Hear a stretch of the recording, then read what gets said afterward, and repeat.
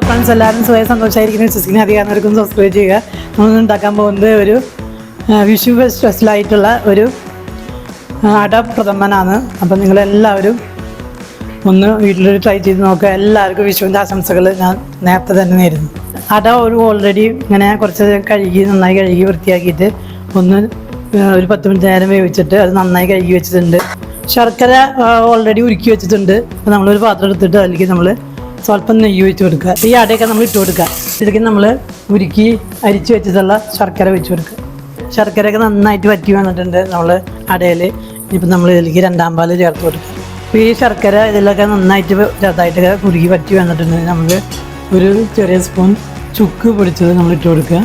സ്വല്പം ഉപ്പും കുറച്ച് ഏലക്കായ പൊടിച്ചത്, ഇപ്പം ഒരു ജീരകം പൊടിച്ചതും കൂടി 1/2 സ്പൂൺ ചേർത്ത് കൊടുക്കുക. ഇതിലേക്ക് നമ്മൾ 1-ാം പാല് ചേർത്ത് കൊടുക്കുക. ഒന്ന് ചെറുതായിട്ടൊന്ന് ചൂടാവാൻ വെള്ളം നന്നായിട്ട് തിളയ്ക്കേണ്ട ആവശ്യമില്ല. ചെറുതായിട്ടൊന്ന് ചൂടാക്കുക. ഇതൊക്കെ നന്നായിട്ട് ആയി വന്നിട്ടുണ്ട്. വേണമെങ്കിൽ സ്വല്പം നെയ്യ് നിങ്ങൾ ചേർത്ത് കൊടുക്കുക. ഞാൻ ഇവിടെ തേങ്ങാക്കൊത്തിൽ കുറച്ച് നല്ല നെയ്യിൽ തേങ്ങാക്കൊത്ത് വറുത്ത് അത് ചേർത്ത് കൊടുക്കുക. അണ്ടിപ്പരിപ്പും കിസ്മിസും നമ്മൾ നെയ്യിൽ വറുത്ത് വെച്ചതും ചേർത്ത് കൊടുക്കുക. അപ്പോൾ എല്ലാവരും അടിപൊളി അടപ്രഥമൻ നിങ്ങളെല്ലാവരും വീട്ടിലുണ്ടാക്കി നോക്കുക. എല്ലാവർക്കും വിഷുവിൻ്റെ ആശംസകൾ നേരുന്നു. Thank you so much.